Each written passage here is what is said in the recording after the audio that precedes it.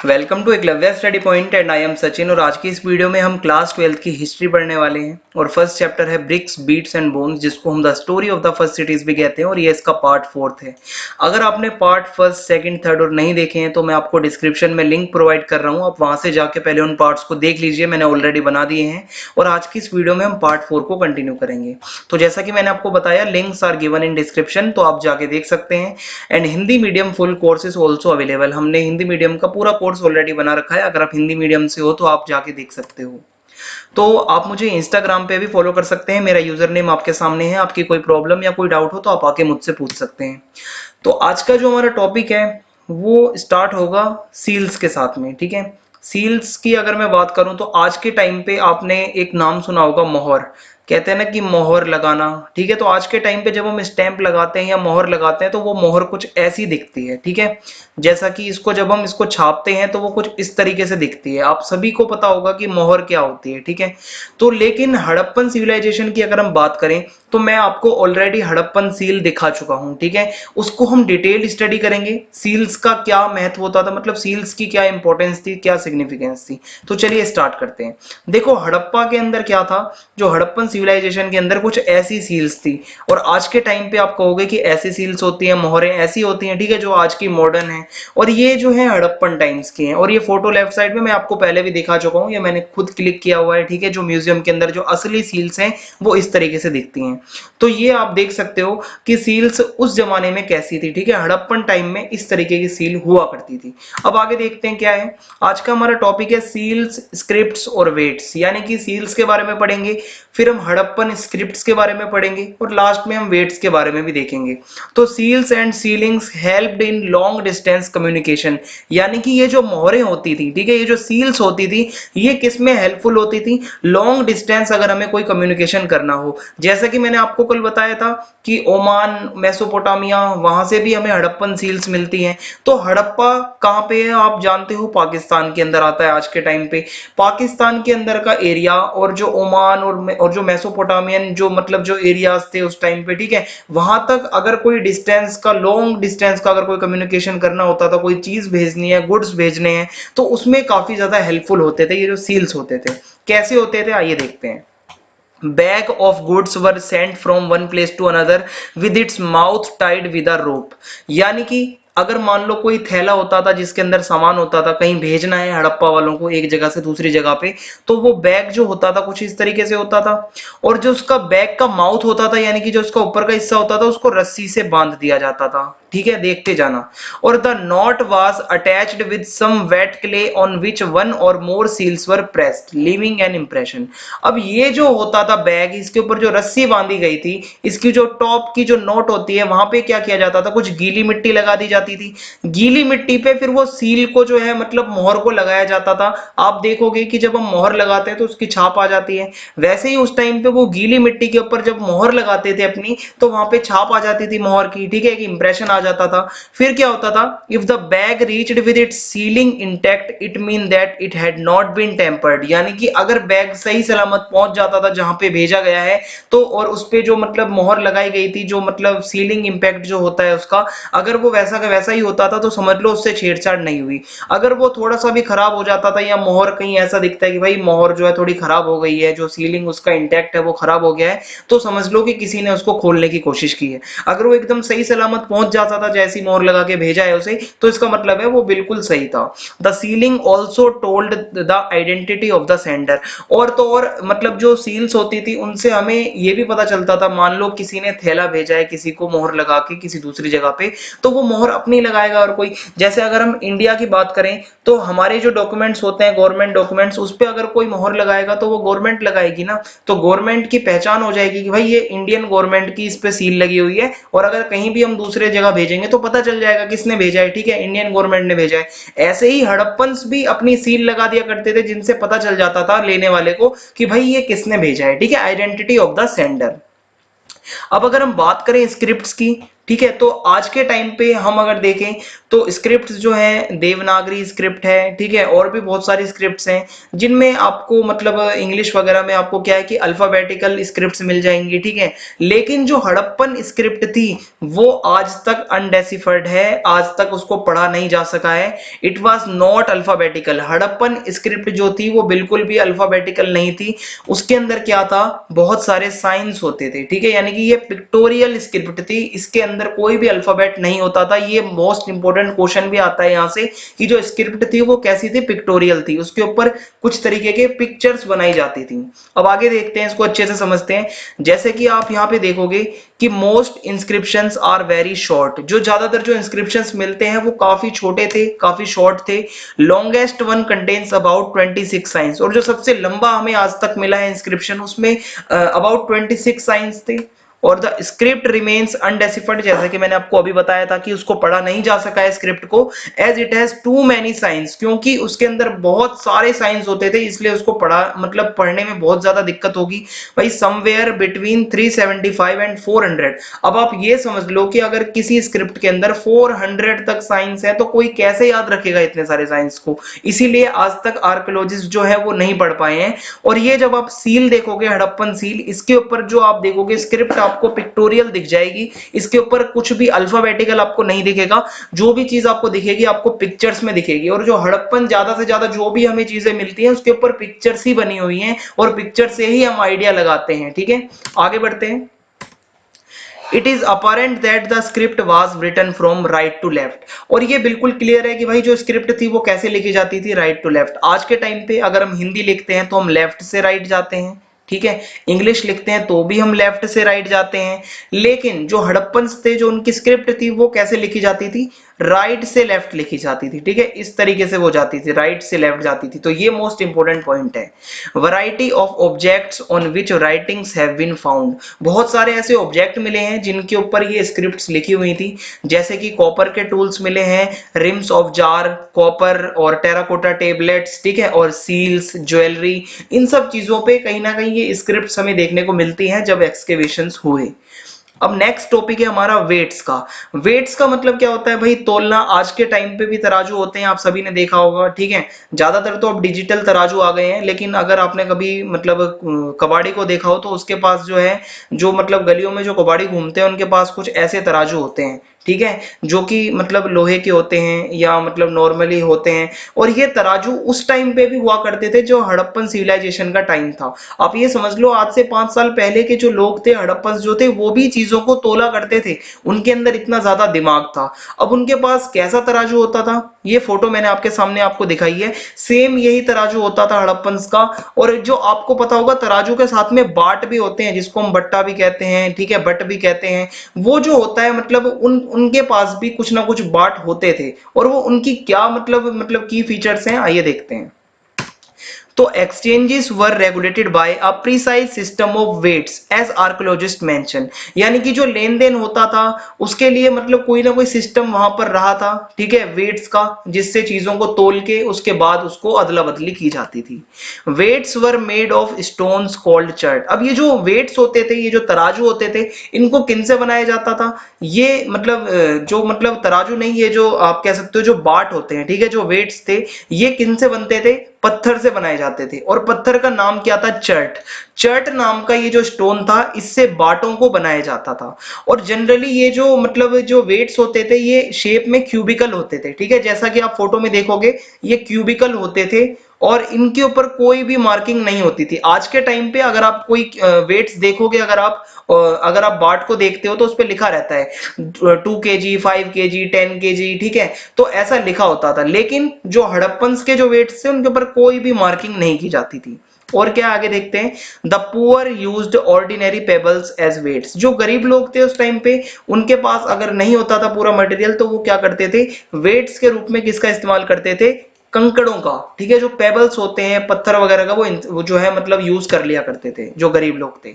The lower denominations of weights were binary, यानी कि जो कम से कम जो डेनोमिनेशन होता था वेट्स का, बाटों का, वो कितना होता था, बाइनरी में होता था, जैसे कि 1 2 4 8 16 32, ठीक है, इस तरीके से ये चलता था। और अगर अगर हम बात करें हायर डेनोमिनेशंस की, तो उसके अंदर डेसिमल सिस्टम को फॉलो किया जाता था। अगर ज्यादा बड़ी चीजों को तोलना है, ठीक है, उसके लिए डेसिमल सिस्टम था। और जो मतलब लोअर जो डेनोमिनेशंस होते थे उसके लिए बाइनरी था। और आपको एक चीज और बताना चाहूंगा कि अगर हम बात करें कम से कम जो चीजें तोली जाती थी, उसमें मनकों को भी तोला जाता था, बीट्स को, ठीक है, छोटी से छोटी चीज को भी तोला जाता था वहां पे। और क्या है आगे देखते हैं।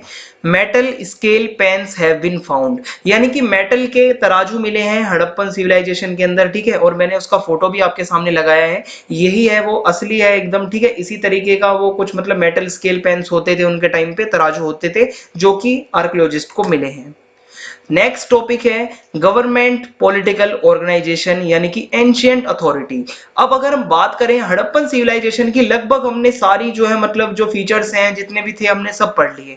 क्या उस टाइम पे उनका कोई राजा रहता होगा? जैसे कि आज इंडिया की अगर हम बात करें तो हमारे यहाँ पे पॉलिटिकल ऑर्गेनाइजेशंस हैं, गवर्नमेंट है पूरी, ठीक है, स्टेट गवर्नमेंट है, सेंट्रल गवर्नमेंट है। क्या उस टाइम पे भी ऐसा कुछ रहता होगा? क्या कोई अथॉरिटी रही होगी? इसको हम समझते हैं, तो चलिए आगे देखते हैं। सबसे पहले जो हमें एक एविडेंस मिलता है वो है लार्ज बिल्डिंग। काफी बड़ी एक बिल्डिंग मिली है, a large building found at Mohenjo-daro. और ये बिल्डिंग कहां से मिली है आर्कियोलॉजिस्ट को? मोहेंजोदारो से। Was labelled as a palace by archaeologist, और जो आर्कियोलॉजिस्ट हैं उन्होंने उस बिल्डिंग को पैलेस घोषित कर दिया है। But no spectacular finds were associated with it, पर कोई भी ऐसी चीजें मतलब नहीं मिली हैं जो कि उससे एसोसिएट करती हूं। आगे देखते हैं। एक और जो एविडेंस मिलता है अथॉरिटी का वो है प्रीस्ट किंग। अब ये क्या है आइए देखते हैं, फोटो आपके सामने है। Some scholars have labelled a stone statue, एक स्टोन का स्टैचू मिला है हमें हड़प्पन सिविलाइजेशन से, एज द प्रीस्ट किंग, ठीक है, और उसको स्कॉलर्स ने क्या नाम दिया है? प्रीस्ट किंग का नाम दिया है। और जो स्कॉलर्स थे, जो आर्कियोलॉजिस्ट हैं, were familiar with the Mesopotamian civilisation, वो पहले से ही मेसोपोटामियन सिविलाइजेशन के बारे में अच्छे से जानते थे, नॉलेज है हमें। एंड इट्स प्रीस्ट किंग्स, और वहां पे भी प्रीस्ट किंग्स हुआ करते थे। And had a found parallels in the Indus region, और उन्होंने ऐसा सोचा है, ऐसा बताया है कि जिस तरीके से मेसोपोटामिया की जो सिविलाइजेशन थी वहां पे प्रीस्ट किंग्स हुआ करते थे, सेम उसके पैरेलल में इंडस का जो रीजन था वहां पे भी प्रीस्ट किंग्स हुआ करते थे, ऐसा आर्कियोलॉजिस्ट ने बताया है। अब यहाँ पे आर्कियोलॉजिस्ट जो है हर किसी की अपनी अलग अलग राय है भाई, एक बंदा कुछ कहता है, दूसरा कुछ कहता है, तीसरा कुछ कहता है, हमें तीनों की सुननी है, हम स्टूडेंट्स हैं भाई। पहला जो है वो कहता है कि some say Harappan society had no rulers and that everybody enjoyed equal status. कुछ तो भाई ऐसे कहते हैं कि कोई भी राजा नहीं होता था, कोई रूलर नहीं होता था, सब बराबर होते थे, सब इक्वल होते थे जितने लोग थे। दूसरे लोग कहते हैं, जो आर्कियोलॉजिस्ट का जो दूसरा ग्रुप है वो कहते हैं some felt there was no single ruler but several, यानी कि कोई अकेला रूलर नहीं था, वहां पे बहुत सारे अलग अलग रूलर्स थे। जैसे कि मोहेंजोदारो का एक सेपरेट रूलर था, हड़प्पा का एक सेपरेट रूलर था, चानूदाड़ो का एक सेपरेट रूलर था, खेतड़ी का कोई अलग रूलर रहा होगा। इन्होंने साइट्स के हिसाब से इन्होंने ये बताया कि हर एक साइट का अपना अलग एक मतलब सेपरेट रूलर रहा होगा। तीसरे लोग क्या कहते हैं भाई आर्कियोलॉजिस्ट? ये कहते हैं कि others argue that there was a single state, ये बताते हैं कि भाई एक ही राजा, एक ही सिंगल जो रूलर है, एक सिंगल स्टेट रहा होगा। Given the similarity in artefacts, the evidence for planned settlements, the standardised ratio of brick size and the establishment of settlements near sources of raw material. इसके लिए वो एक आइडिया लगाते हैं कि भाई ये जो हमें सिमिलैरिटी दिखती है आर्टिफैक्ट्स के बीच में, और जो प्लान्ड सेटलमेंट्स हैं जितने भी आप देखोगे ग्रिड के अंदर जो मतलब नालियों को बनाया गया है, स्ट्रीट्स को बनाया गया है, जो स्टैंडर्डाइज्ड रेशो है ब्रिक्स की साइज का, और ये जो मतलब सेटलमेंट्स को एस्टेब्लिश कर दिया जाता था जहां पे रॉ मटेरियल मिलता था, ये कौन दिमाग लगा सकता है? ये एक अकेला सिंगल स्टेट ही ऐसा काम कर सकता है, ऐसा कहते हैं ये वाले आर्कियोलॉजिस्ट। अब नेक्स्ट टॉपिक है रिलीजन। हड़प्पन्स का क्या रिलीजन था? आज के टाइम पे इस्लाम है, ठीक है, और आप कह सकते हो कि मतलब बहुत सारे रिलीजन्स हैं हमारे यहाँ पे, हिंदू धर्म है और सिख धर्म है। लेकिन उस टाइम पे वो कौन से रिलीजन को फॉलो करते होंगे आइए देखते हैं। नो टेम्पल्स और any positive religious material has been discovered in Harappa and Mohenjodaro, कोई भी ऐसा मंदिर या कोई पॉजिटिव ऐसी कोई रिलीजियस कोई थिंग कोई मटेरियल नहीं मिला है, ठीक है, अभी तक हड़प्पा और मोहेंजोदारो में से। it is probable that they had developed a complex religion based on the worship of mother goddess and animals। लेकिन ऐसा यहाँ पे अंदाजा लगाया जाता है कि वो मदर गॉडेस की पूजा करते थे और कुछ एनिमल्स की भी वो वर्शिप करते थे, ठीक है, और इसी के ऊपर बेस्ड उनका कुछ अलग से रिलीजन रहा होगा जिनमें वो मदर गॉडेस और एनिमल्स की वर्शिप करते थे। अब देखते हैं क्या है। सबसे पहले हमें जो एविडेंस मिलता है मदर गॉडेस का, इसमें क्या है, the people worshipped in mother goddess और अर्थ goddess, people believed in female energy as the source of all creation, John Marshall named it as Mahadevi. जब हमें यहाँ पे एक आप ये देखोगे कि एक ये चीज मिलती है एविडेंस के रूप में, ठीक है, और ऐसा माना जाता है कि वहां के लोग मदर गॉडेस की पूजा करते थे जिसको हम अर्थ गॉडेस भी कह सकते हैं, और वहां के लोग फीमेल एनर्जी में विश्वास रखते थे, ठीक है, कि सभी का जो क्रिएशन है उसकी एनर्जी क्या है, फीमेल्स हैं। और जॉन मार्शल ने इसको एक नाम दिया है महादेवी, ठीक है, इसको मातृ देवी भी कह सकते हैं, महादेवी भी कह सकते हैं, ये नाम जॉन मार्शल ने इसको दिया। दूसरी चीज अगर हम देखें तो वो वर्शिप करते थे शिवा की, ठीक है, आज के टाइम पे हम सभी शिव जी को जानते हैं। A male god was also worshipped, यानी कि पहले वाले जो थे वो फीमेल थी, अब मेल गॉड की भी वो पूजा करते थे। By the Indus valley people on a seal, एक सील के ऊपर हमें दिखता है, we find a three faced figure sitting cross legged in the posture of a yogi wearing a horn headdress surrounded by animals. यानी कि एक सील के ऊपर हमें दिखता है कि भाई एक आलती पालती लगाकर योगी के पोज में एक कोई बैठे हुए हैं और उन्होंने सींगों जैसा कुछ सर पे पहना हुआ है और एनिमल्स उनके चारों तरफ हैं। और इनका जो मतलब आप एनिमल्स का नाम देखोगे तो वहां पे एलिफेंट्स भी हैं, टाइगर्स भी हैं और बफेलोज भी हैं। यहां से हम कह सकते हैं कि वो शिवा की पूजा करते थे, क्योंकि हम पशुपतिनाथ भी कहते हैं शिव जी को, जिसमें उसमें वो आप देखोगे कि वो पशुओं के मतलब आप कह सकते हो कि मतलब भगवान कहलाते हैं पशुपतिनाथ, जिसमें चारों तरफ पशु होते हैं। कुछ ऐसा ही आइडिया इस सील को देख के लगाया गया।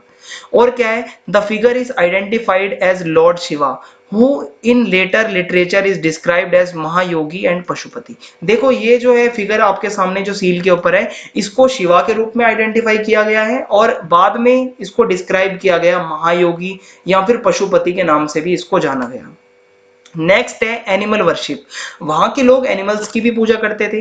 The Indus valley people also worshipped animals like the bull, the tiger, the goat, the rhinoceros, the crocodile and the snakes, ठीक है।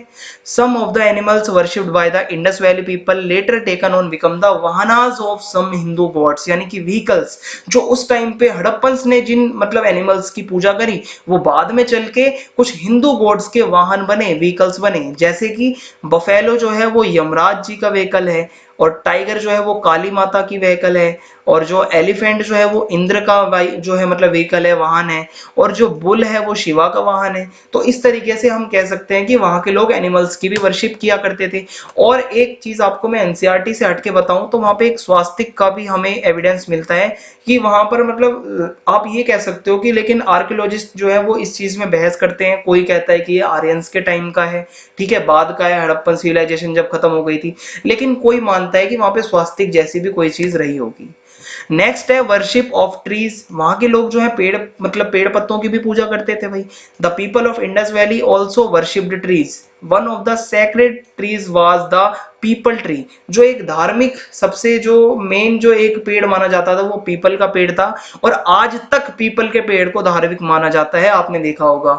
विच continues to be an object of worship among the Hindus even today, अगर आप हिंदू हो, Hinduism को जानते हो तो उसके अंदर आज के टाइम पे भी पीपल के पेड़ की पूजा होती है। अब हम नेक्स्ट टॉपिक पे आगे बढ़ेंगे, द एंड ऑफ सिविलाइजेशन, यानी कि हड़प्पन सिविलाइजेशन का एंड कैसे हुआ, क्या रीजंस थे, क्या कॉजेस थे। सबसे पहला रीजन माना जाता है फ्लड्स, यानी कि बाढ़ का आना। Frequent occurrence of floods in the Indus might have submerged vast territories, ठीक है, यानी कि जो लगातार जो बाढ़ें आती थी उससे क्या हुआ, ज्यादातर जो इलाका था वहां का इंडस का, ठीक है, वो क्या हुआ, डूब गया। और जो वहां पे क्या हुआ कि ज्यादातर लोग जो है वो दफन गए हो गए होंगे अंदर ही, भाई जब बाढ़ इतनी आई होगी तो वो सारे के सारे लोग अंदर ही मिट्टी में दफन हो गए होंगे, ऐसा माना जाता है। ये पहला कॉज है। दूसरा है फेमिन्स, यानी कि जो हम कहते हैं अकाल पड़ जाना। इसमें क्या है, it is possible that the rainfall in Sindh which might have been more plentiful than it is now could have become scanty. यानी कि जो पहले के टाइम पे जो मतलब वहां पे रेनफॉल हुआ करती थी, बारिश हुआ करती थी, वो बाद में कैसी हो गई थी, वहां पे स्कैंटी हो गई थी, यानी कि बहुत छुटपुट बारिश नाम मात्र की हुआ करती थी। और उसके बाद क्या हुआ कि इसका रिजल्ट क्या हुआ कि जो सिंध का जो इलाका था, जो हड़प्पन सिविलाइजेशन का था, वो एक डेजर्ट बन गया। और उसके बाद क्या हुआ, जो वहां के लोग रहे होंगे वो कहीं और एरियाज में चले गए होंगे, क्योंकि भाई जब कोई एरिया डेजर्ट बन जाएगा तो लोग खाएंगे क्या, वहां पे कुछ उगेगा तो नहीं भाई। जो चीज डेजर्ट बन चुकी है, कुछ इस तरीके से अकाल पड़ गया है, जब वहां पे कुछ लैंड के अंदर कुछ बचा ही नहीं है, तो वहां पे लोग क्यों रहेंगे। तो जब लोग माइग्रेशन कर जाएंगे तो वो वहां पे सिविलाइजेशन खत्म हो जाएगी जिस एरिया में वो रही होगी। तो ये एक दूसरा रीजन माना जाता है। थर्ड रीजन है अर्थक्वेक्स। अर्थक्वेक्स में है, it is also possible that earthquakes might have brought a havoc in the Indus valley. ऐसा माना जाता है कि भाई जो ये भूकंप आए थे, इन्होंने पूरा सर्वनाश कर दिया होगा वहां का, इंडस वैली का। और vast areas might have been split thus destroying the cities. और वहां पे जितनी भी जो सिटीज रही होंगी सभी डिस्ट्रॉय हो गई होंगी। ज्यादा से ज्यादा जो एरियाज थे वो सभी टूट फूट कर और मतलब डिस्ट्रॉय हो चुके होंगे, ऐसा माना जाता है। ये थर्ड रीजन है। फोर्थ रीजन है changes in the course of river Indus. यानी कि जो रिवर इंडस है उसका जो मतलब डायरेक्शन होती है, जो उसमें अगर कोई चेंज आ जाए तो वो मतलब जो एक नॉर्मल जिस डायरेक्शन में वो बहती थी, वहां से वो चेंज होके कोई दूसरे डायरेक्शन में मुड़ गई। इससे भी माना जाता है कि हड़प्पन सिविलाइजेशन जो है धीरे धीरे एंड होने लगा उसका। ठीक है, ये एक फोर्थ इसका रीजन है। फिफ्थ और सबसे इंपॉर्टेंट रीजन जो माना जाता है वो है इन्वेजन्स ऑफ आर्यंस। यानी कि जो आर्यंस बाहर से आए, उन्होंने क्या करा, वहां पे आक्रमण किया, इन्वेजन्स किए। Probably the invasions of the Aryans brought about the end of the flourishing Indus civilisation. ये जो एक अच्छी खासी भाई फली फूली एक बढ़िया एक सिविलाइजेशन थी, उसको कहीं ना कहीं एंड करने में सबसे बड़ा हाथ माना जाता है आर्यंस का। Because soon after the Harappan culture vanished a warrior race called the Aryans fell upon India. क्योंकि कुछ टाइम बाद एक बहुत ज्यादा आप कह सकते हो कि वॉरियर टाइप की एक जो रेस थी, वो आर्यंस नाम से जो फेमस थी, वो इंडिया में आ गई थी और उसने इंडिया पे लगभग कब्जा कर लिया था। और ऐसा माना जाता है कि उसी के बाद से हड़प्पन जो है वो वहां से चले गए होंगे, या कुछ इस तरीके से हुआ होगा कि उनको मार दिया गया होगा। ठीक है, और इसके लिए सबसे बढ़िया आपको मैं एक टास्क दे रहा हूं, एनसीईआरटी का पेज नंबर 18 खोलना। वहां पे सोर्स 3 होगा, डब्बा होगा, एक बॉक्स होगा। वो बॉक्स अगर आपने पढ़ लिया तो आप समझ जाओगे कि हड़प्पन्स जो थे वो कैसे मरे थे, हड़प्पन सिविलाइजेशन का एंड कैसे हुआ था। बहुत अच्छे से आपको उसमें बता दिया जाएगा। ठीक है, तो आप उसको जरूर पढ़ना, ये आपको मैं टास्क दे रहा हूं, आपको पढ़ के काफी अच्छा लगेगा।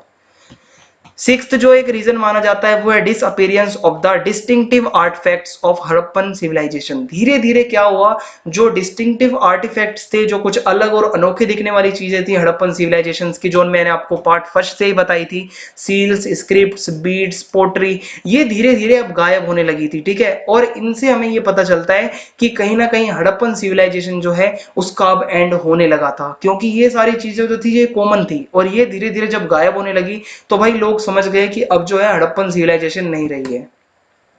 अब नेक्स्ट टॉपिक है, काफी इंपॉर्टेंट है, काफी घुमावदार भी है और ये आता भी है एग्जाम में, कि कनिंघम्स कंफ्यूजन। कनिंघम कौन थे? अलेक्जेंडर कनिंघम इनका पूरा नाम था, और ये फर्स्ट डायरेक्टर जनरल थे एएसआई के। ठीक है, आर्कोलॉजिकल सर्वे ऑफ इंडिया के ये फर्स्ट डायरेक्टर जनरल थे। और इनका जो मेन इंटरेस्ट था भाई वो था archaeology of the early historic and later periods, इसमें ये काफी इंटरेस्टेड थे। और when Cunningham the first director general of the ASI began archaeological excavations in the mid 19th century, जब इन्होंने एक्सकेवेशंस को स्टार्ट किया 19th सेंचुरी में, तो archaeologist prefer to use the written word. इनको जो है लिखित में, रिटर्न में जो भी इंस्क्रिप्शंस मिलते थे उस पे ये थोड़ा ज्यादा भरोसा करते थे। ठीक है, जो टेक्स्ट मिलते थे उस पे इनको थोड़ा ज्यादा भरोसा था भाई। और लेकिन जैसे कि अपनी जो हड़प्पन सील थी उस पे जो स्क्रिप्ट्स थी भाई, वो तो टेक्स्ट में नहीं थी, वो तो पिक्टोरियल थी, तो उसको तो इन्होंने कुछ समझा ही नहीं होगा, मतलब हड़प्पन्स को तो इन्होंने कुछ समझा ही नहीं, कोई वैल्यू ही नहीं दी इनको, तो मतलब जो टेक्स्ट मिल गए वही इनके लिए सबसे बढ़िया चीज थी। अब आगे देखते हैं क्या होता है। Cunningham use the accounts left by Chinese Buddhist pilgrims, यानी कि इन्होंने किस चीज का इस्तेमाल किया सोर्स के रूप में, जो चाइनीज जो बुद्धिस्ट जो मतलब आप कह सकते हो तीर्थ यात्री थे, जो पिलग्रिम्स थे, ठीक है, उन्होंने जब सब कॉन्टिनेंट को विजिट किया था, जो चीजें उन्होंने लिखी थी उसका यूज करके कनिंघम जो है हिस्ट्री को जोड़ने की कोशिश कर रहे थे, जो कि मतलब between the 4th and 7th century common era और टू लोकेट अर्ली सेटलमेंट्स। इन्होंने कनिंघम ने किसका इस्तेमाल किया था, जो चाइनीज लोगों ने जो अपने अकाउंट्स छोड़े थे, जो लिख के वो गए थे यहाँ पे सब कॉन्टिनेंट के बारे में, उनका यूज करके जो हमारे कनिंघम जी हैं ये सोच रहे थे कि मैं अर्ली सेटलमेंट्स के बारे में जान जाऊंगा, लेकिन ये गलत साबित हुए। Harappan seal was given to Cunningham, Harappa की जो वो सील थी वो कनिंघम जी को दी गई, ठीक है, एक अंग्रेज ने दी। ही नोटेड द ऑब्जेक्ट, और कनिंघम जी ने देखा उस सील को, but unsuccessfully tried to place it within the time frame, और उन्होंने उस सील को कुछ अलग ही टाइम पीरियड के अंदर, कुछ अलग ही टाइम फ्रेम के अंदर मतलब प्लेस करने की कोशिश करी, with which he was familiar, जितने टाइम को वो जानता था भाई उसने सोचा ये इतनी पुरानी ही हो सकती है, ज्यादा पुरानी नहीं है।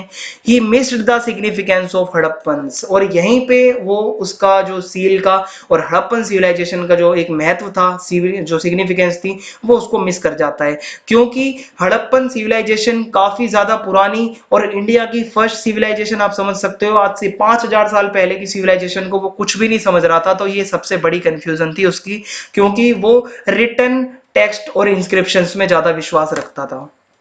और क्या था इसमें देखते हैं कि मतलब यहीं से आप ये समझ जाओ कि उसके बाद रखालदास बैनर्जी, दयाराम साहनी, जॉन मार्शल, इन सभी ने मिलके मतलब अच्छे से सब चीज सबको बताई कि भाई सबसे पुरानी जो हमारी जो मतलब फ्लरिश्ड एक आप कह सकते हो कि जो इंडस वैली सिविलाइजेशन थी वो सबके सामने उन्होंने अनाउंस करी, और इसी के बाद धीरे धीरे आज के टाइम पे आप समझ सकते हो कि हड़प्पन सिविलाइजेशन का क्या महत्व है, क्या उसकी इंपॉर्टेंस है।